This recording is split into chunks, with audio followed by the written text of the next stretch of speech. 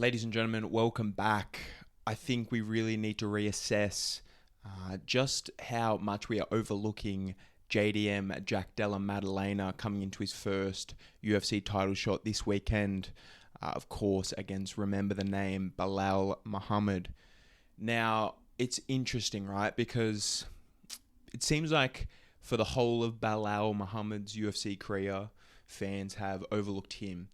And clearly he wrote some wrongs, opened some eyes in that last performance. Yeah, I think the pendulum has potentially swung a little bit in the other direction. And do not get me wrong, Belal Muhammad, of course, deserves his respect and his flowers for everything he has done so far in this division, and of course becoming a UFC champion in a talent-stacked division. I don't think anyone really predicted that Belal Muhammad would go as far as he has, and hats off to him for that.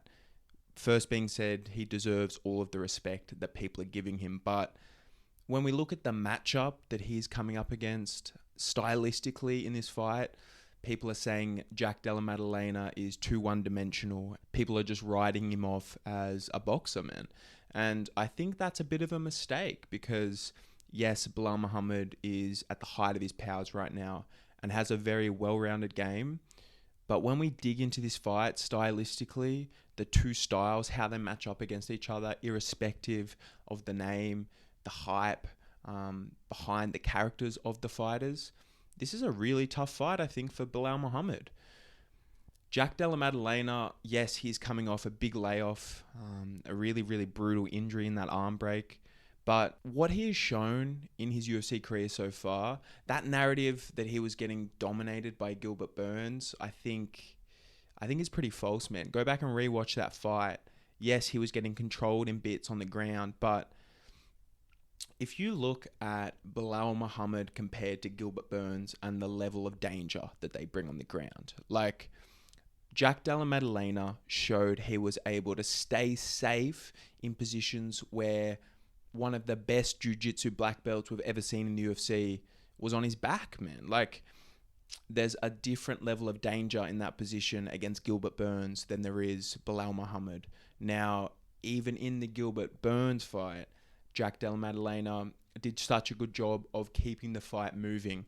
Not saying stuck in those positions on the bottom. And to do that, to be explosive and scramble against a guy who is so dangerous on the mat, it just shows the level of caliber that JDM has in not only the defensive wrestling, but the defensive jiu-jitsu as well. Like, to stay safe, to return to your feet and to keep that fight moving, to let alone find a finish on Gilbert Burns while not putting yourself in danger, I think should be viewed as a bonus, as a testament to his skills. If you look at how that fight was getting scored, yes, Gilbert Burns was ahead, but JDM was touching him up, was freezing him on the feet, landing great body shots. JDM in the boxing range has such a great ability of making you feel like a deer in headlights. He commands that space so well. And I think this matchup is going to be no different. Yes, Belal Muhammad is confident in his abilities to win this fight, but if they stay on the feet, JDM is going to box him up, land really, really good body shots, and drain Belal. And then Belal's going to be shooting, trying to push this up against the cage.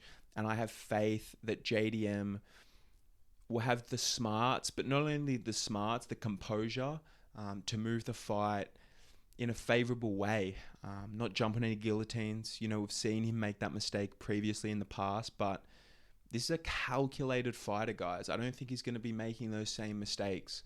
So, yeah, I think he has all of the abilities to keep this fight moving.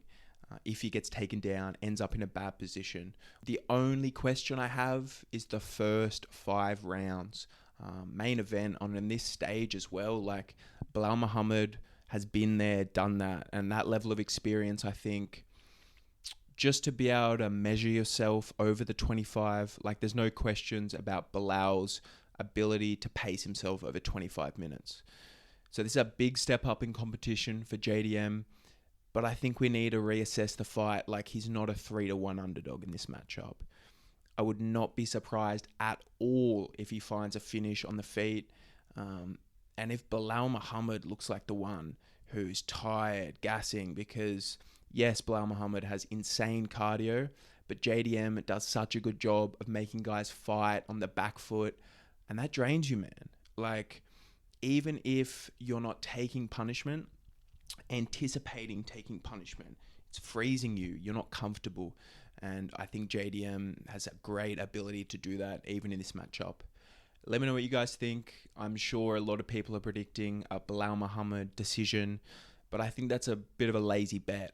And I think if you dig deeper into how these two stylistically match up, we've got a really, really close fight. Thank you guys so much for tuning in, for joining me. If you could like, comment, and subscribe, I would really, really appreciate that. We'll chat soon.